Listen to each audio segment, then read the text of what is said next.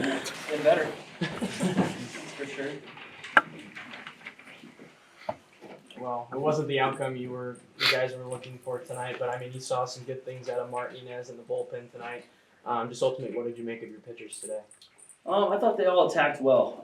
Our goal is to go out there and throw strikes and give our team a chance to win. You saw that right there. We had the winning run at the plate at the end, and as a pitching staff, and as kind of our motto is to give ourselves a chance to win.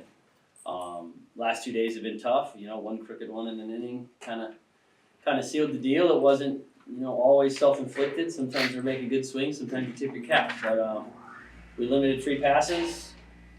We went right at guys. A couple of missed spots ended up going over the fence, and that could just as easily swing the other way for us. So I think the toughest part is for us to show up every day ready to go and keep attacking, and we're a good enough team that'll show, and this will just be something that sharpens us up for the rest of this run.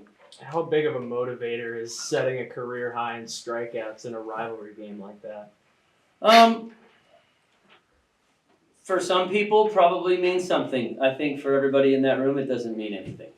When you go and play a series like this against somebody that these games obviously mean more to us than usual, I don't think that those personal stats mean squat. They really don't. It's about a team winning a game. And I think that you could ask any kid in that room right now, and they would say the exact same thing. We have a pretty good culture here that we try to stick to, stay within us, next guy up, who's ready, pick the next guy up, that type of stuff. And I think that's kind of where everybody's head's at in there right now. Then from a pitching perspective, I mean, you took a look at the other guy that they had in Kramkowski. I mean, what did you make of his night? Just kind of taking on your guys' offense. Yeah, he threw strikes. He mixed well. He used all of his pitches. He started guys off with spin, and they pitch well. That's what they do. We pitch well.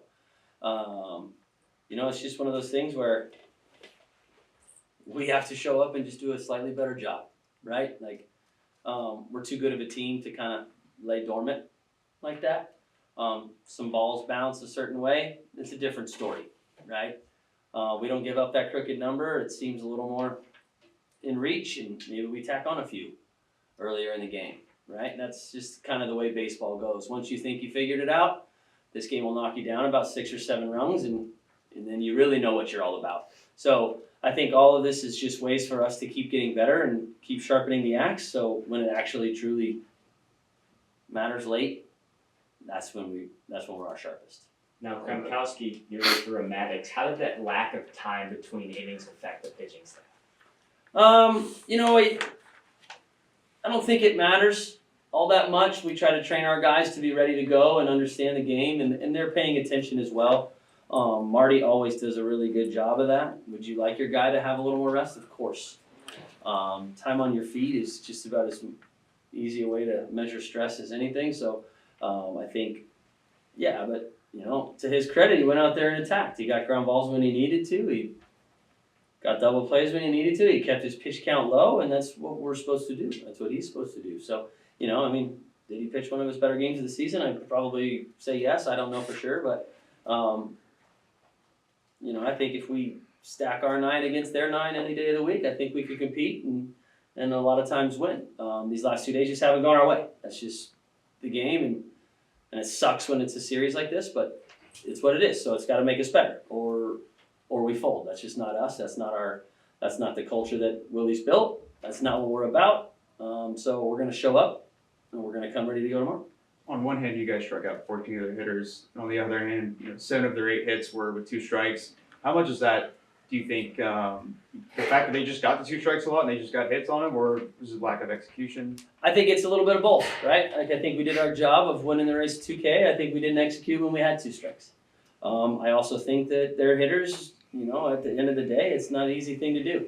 Hit a baseball with some of these arms that were running out there. So I think they did a really damn good job of adjusting their approach and making sure they battled and put balls in play. And when you put balls in play, good things happen.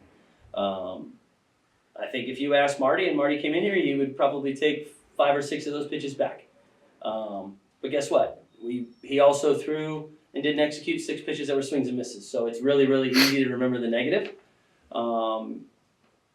it's tough in these moments to focus on the positive and then adjust with what you need to adjust with. Does that make sense?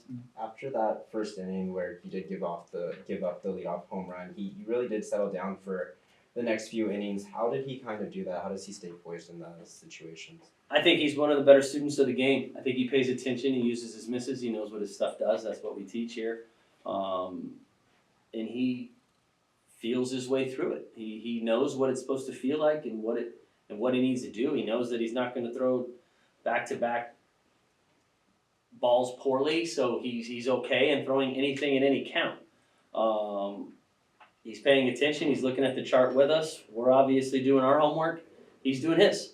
A lot of Marty's game is his feel inside of him, and I can't be there in there, right? Like I think along with him, and we discuss it in between innings. But he's a damn good pitcher, and we're lucky to have him. He gave us a chance to win, right? We went down with the winning run at home plate. That game could have easily been where we just laid down and let them stomp all over us, but we didn't. So, again, focusing on the positives is tough in these types of situations, but sometimes it's good to look at those as well as negatives. Do you see a lot of kids these days that have that innate feel? I think a little less than what probably was in the past. I think at the college level sometimes it's tough because you kind of limit their thinking on their own. A lot of the ownership goes to the pitching coaches and coaching staff of what's being thrown in certain counts.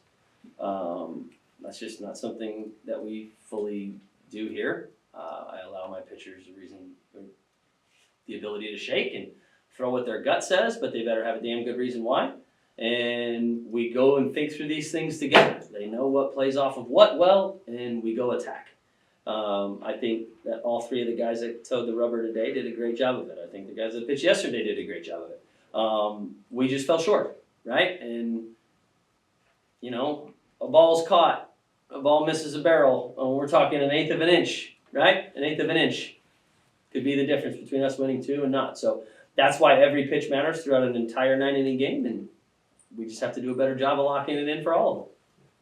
You mentioned that he can throw anything in any count, and he does throw anything in any count. He pitches backwards a lot. How do you guys kind of game plan that? We go with, the opposing scouting reports as well as feel and what he's doing and what we've done prior and what we did the last game. So our goal is to try to keep hitters guessing, and the starter's job is to not only navigate his way through whatever innings he has, it's also very important for him to navigate and set guys up for later in the game when relievers come in, right? The old adage is, the starting pitcher dominates the inside half, so the relievers come in and dominate the outer half. That part is probably gone. So now we just keep these hitters guessing. They don't know what's coming in any count, and that's called pitching, right? And that's what we're trying to teach these guys to do, is pitch and go attack and use their best stuff to the hitter's best, the hitter's weakness, and good things will happen. Again, they just didn't today, right? And then what went into that decision in the 6th inning to kind of keep him in even after he started getting hit around a little bit? The 3 hitters that were up, he can dominate them. I think he could dominate the ones that he pitched to before.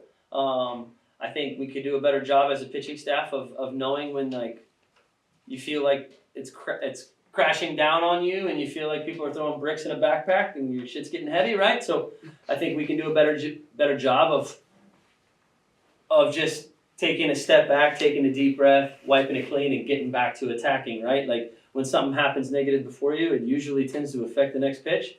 Snowball down a mountain, tumbleweed on a windy day here, right? So I think we can do a better job of that. And all I can say is that this is a very good learning moment for our entire staff, not just Marty in general or Benny yesterday when he had that one rough inning, right? Like Benny gave up some runs yesterday, but guess what?